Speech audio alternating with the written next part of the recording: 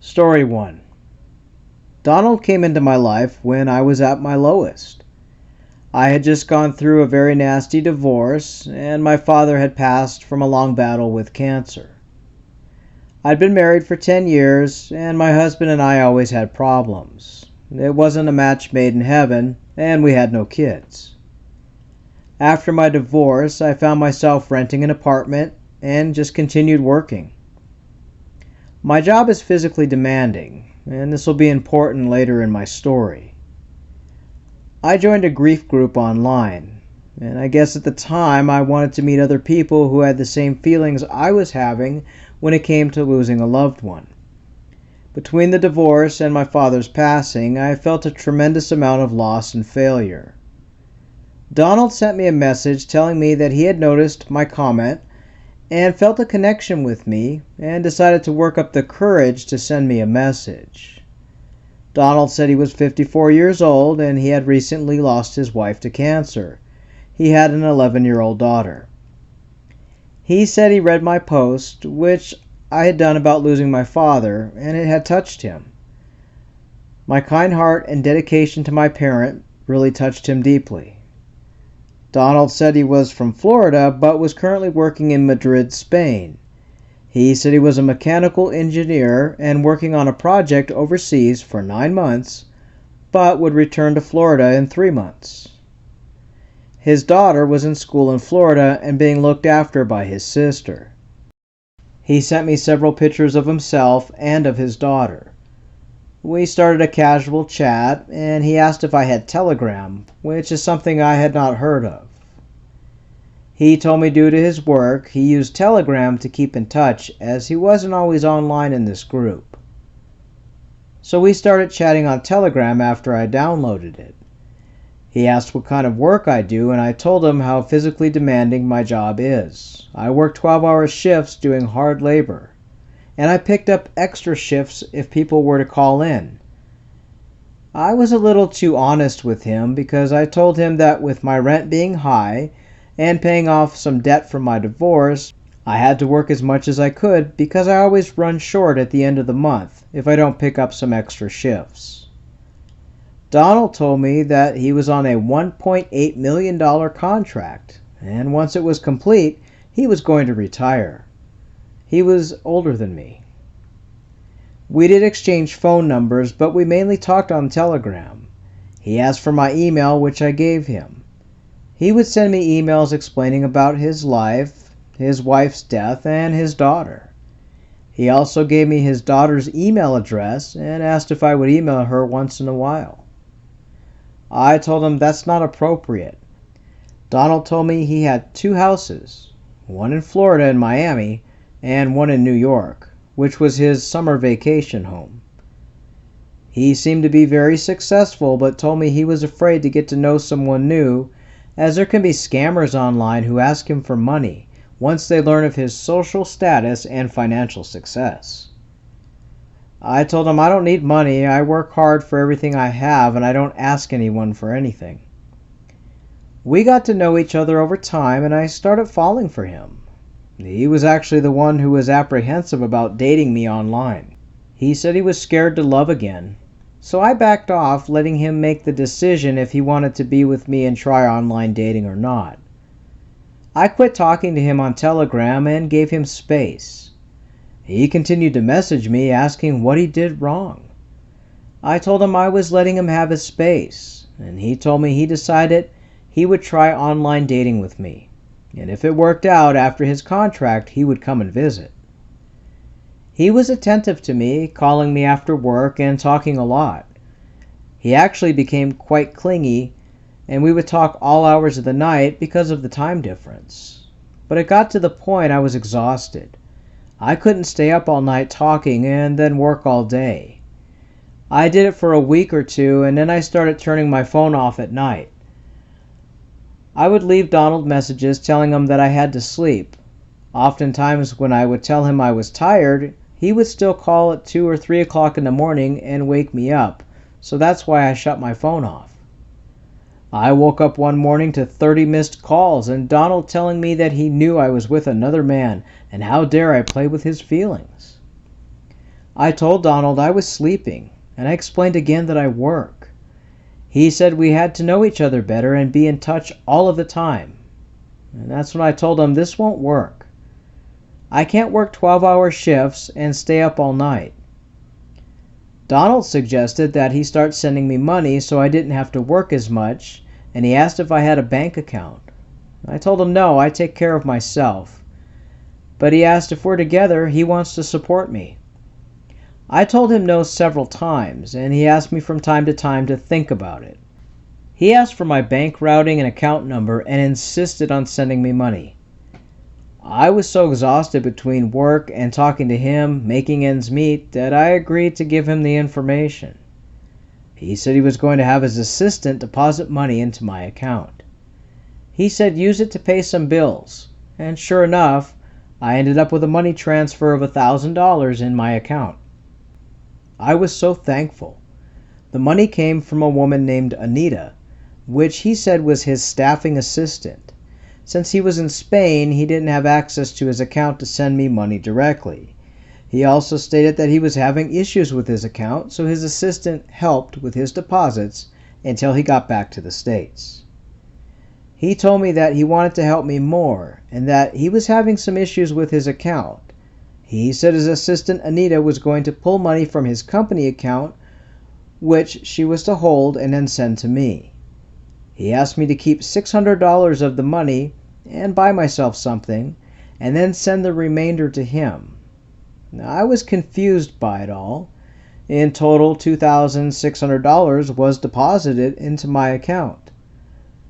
Donald tried to make me open a Bitcoin account online and upload $2,000 of the money onto Bitcoin wallet and then give him the login information. He said it was the only way to get money to him until he could get his account sorted when he returned home.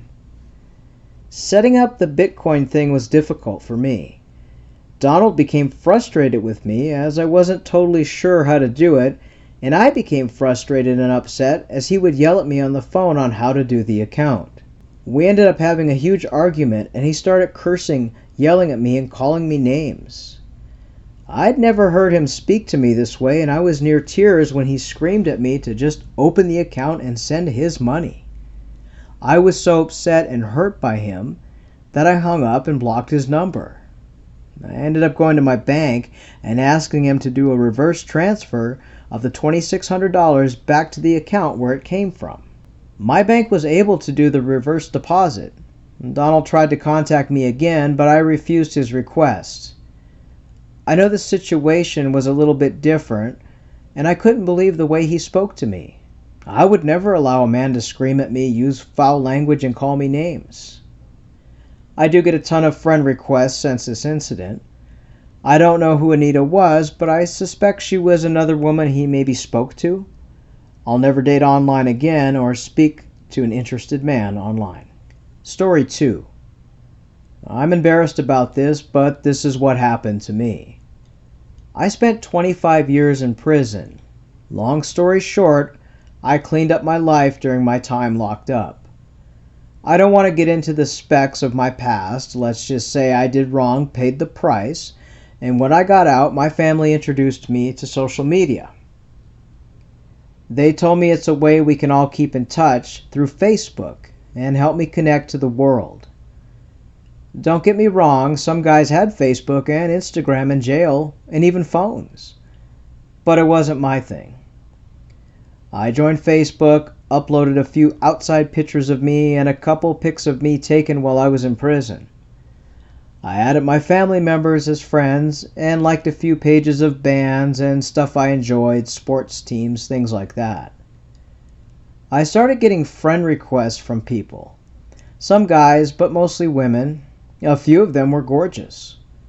I started chatting to a woman named Ruby who said she lived in Chicago, which is 3 hours south of me. She told me she worked at a jewelry store but aspired to be a model. I'm 53 years old, and she said she was 26, but she was beautiful and I was attracted to her. The age difference didn't really matter to me at this point. Ruby and I started chatting, and she asked for my phone number, so I gave it to her. She sent me some sexy pictures of herself and told me that her ex-boyfriend had mistreated her. I was very honest and told her that I just got out of prison and I would never treat her bad or harm her. Ruby told me her parents were killed in a plane crash and her uncle helped to raise her in New York, but her uncle was cruel to her, so she ran away to Chicago when she was 19 and has been working at a jewelry store and sharing an apartment with a female friend of hers named Esther. Sometimes her roommate Esther would message me when I would message Ruby and she wouldn't reply. She would tell me Ruby was working or out at the store. I tried to call Ruby several times and she would answer, but she always spoke too softly. She said she was shy. She said her parents were German, so she had a German accent, but she talked so quietly it was hard to hear her, so we would text instead. Ruby sent me some videos of herself, mostly in her bedroom, and we video chatted a few times, but she was always in her bedroom. There was a slowness to her video, she said, because her phone was so old it was slow. We would often video chat late at night, and by this time I was working in a warehouse, so I had 4 days off and I would work 3 days on. We would chat during my days off. She told me one night that her boss at the jewelry store was mean to her and yelled at her, accused her of not doing enough work. She was very upset and told me her boss was cutting her hours down. She was unsure if she could pay her rent.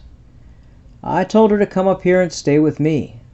And she told me that she was afraid to leave her friend Esther. I understood, but I also wanted an in-person relationship with her. She told me we would meet soon, but she was struggling. She told me she was afraid to go back to work, but she would go. The day she went to work, we were supposed to chat that night, but she never came online. I tried to reach her and heard nothing. I started to search for the jewelry store she worked at, but I didn't get the name of it. I started calling jewelry stores, but Chicago is so big. The few I called didn't know a Ruby. I didn't hear from her for 2 days, and I started to wonder if something bad had happened. Without getting into it, I'm unable to drive down to Chicago, and I didn't have her address anyway. Finally, Ruby contacted me. She said her phone was off because of her boss reducing her hours at work. She said she needed a $100 iTunes card to keep her phone on, and she said she was ashamed to ask me if I could get her one. I told her I would do what I could for her as she was my lady. I bought her a card and gave her the numbers, and we talked all night. I again pushed for her to come live with me. She said her friend Esther couldn't make it on her own, so I suggested we all three live together and maybe rent a larger house or apartment. Ruby said she would talk to Esther about the idea, and a couple more weeks went by and we kept video chatting at night, but when I would bring up Esther coming here and her moving here, she would cut off the video or hang up. I sent her links to various home rentals that we could look at and asked her opinion. I told her I don't want a virtual relationship. She told me she was afraid I would mistreat her like her ex did, her uncle or her boss. I told her I wouldn't do such a thing, and I confronted her thinking she was judging me on my past of being in prison, but she said that wasn't it at all. She said she loved me and wanted to get married and have children with me. I told her I didn't want any kids at my age, and she said that's okay, and she would start packing so we could move in together. She said Esther was also wanting to move up here, and we could rent a house. Ruby told me that her boss fired her from her job, and she was scared to tell me. I was upset that she wasn't honest with me. She said she got fired over a week ago. She said she was hungry, and Esther was also suffering because she was trying to find more hours at her job too. Ruby said Esther worked at night in a club, but her boss was also mean to her. I told Ruby to pack her things, Esther too, and come up here, but they had no way to get here. I sent Ruby links to rental trucks, and a way to rent a small truck would be about $650 plus all the fees. I told Ruby I would send her the money and she can rent the truck. I didn't have a credit card. I was already working with a rental company to try and get a rental house, but because of my history it's difficult. I told Ruby she and Esther can stay in my apartment until we can find a private rental home. Most rental agencies won't rent to me because of my past. I asked Ruby if I can just transfer the money from my bank account to hers, but she said she didn't have an account and she had let her ID expire because she couldn't afford to renew it. Her friend Esther had a valid ID though, and could pick up the money. I ended up wiring the money to Esther. Ruby gave me Esther's full name and it was in Chicago. I wired the money through Walmart's wire transfer service. Ruby told me they would be there in 2 weeks and she asked if I could give her another $100 iTunes card so she could call me while they drove in the moving truck. I bought her another card. On the day they were set to leave, she sent me a photo of their boxes they had packed. I had made room in the front dining area and made a makeshift bedroom for Esther. Ruby messaged me that they were on their way and leaving, but their landlord was causing them problems. They had to pay the remainder of their lease or face being taken to court. They owed $1,200 for the end of their lease, which Ruby said she paid $600 a month rent and owed 2 months' rent to close out their lease. I knew if we were all to rent a house together, we would all need decent credit, and they both didn't need evictions on their record because between my history in prison and them possibly having an eviction and poor credit, we would never get a rental house to live in. I told Ruby that I would wire Esther the money so they could pay off the lease. Ruby thanked me and said I was such a kind, loving man. I told her she has no idea how good I will be to her. I went to Walmart and did another transfer to Esther in Chicago. The money transfer service said it was picked up. Ruby messaged me thanks. I tried to get a response asking for their location and when they would arrive, but I heard nothing but radio silence. I tried calling, texting, but nothing went through. Ruby and Esther both vanished from my friends list. I started to worry something happened to them. Did the landlord harm them? I went crazy trying to find out where they're at. I went back to Walmart asking for confirmation that the money was picked up. I ended up having to call the Money 800 number transfer service as the clerk at Walmart didn't tell me anything. The transfer service confirmed Esther did pick up the money. When I told the lady what had happened, she said I shouldn't send money to someone I don't know in person, and there are a lot of scams going on. She could only confirm to me that the money was picked up. She said once the money is sent, it cannot be recovered as the receiver picked it up right away. I never called the police, and I tried to find Ruby online and found another profile with her photo, but the name was Linda. I sent a message to Linda asking if she is Ruby or knows Ruby, but the person never responded. I never heard from Ruby or Esther again, and I have a feeling I was misled, scammed, whatever you want to call it.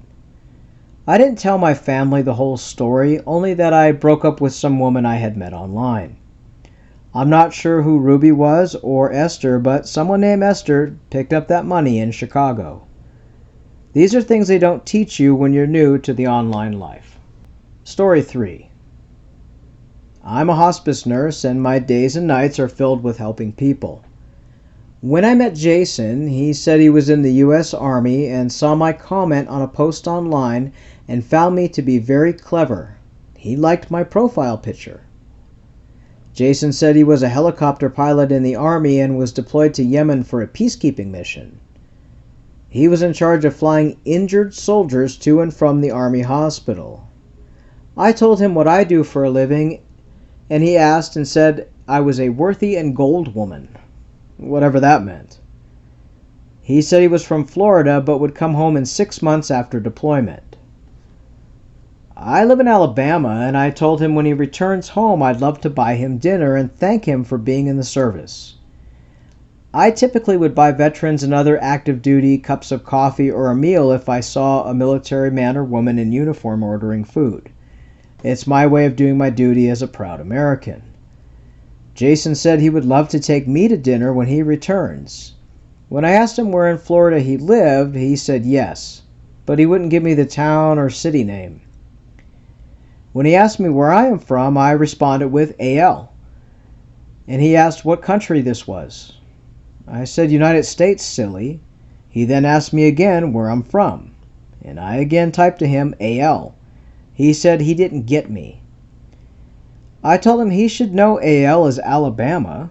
He then sent me a paragraph about the history of Alabama and what our state exports. It was like something from a search engine. I told him that I am Roll Tide through and through and have a rivalry with the Gators. I figured he'd know, and Jason responded to me about how he loves animals too and wanted to know if I had a pet. I found this odd, and I asked him if he likes the Gators, meaning the Florida football team, but I didn't tell him what the Gators were. He said he loves all animals and hopes to adopt more pets when he gets home from deployment. So the red flags were raised high in the sky for me. I tried to video call Jason, but he said due to his location, he couldn't video chat as it's forbidden in the war zone. But he proceeded to bombard my messenger with various photos of himself and then a few photos of an army camp.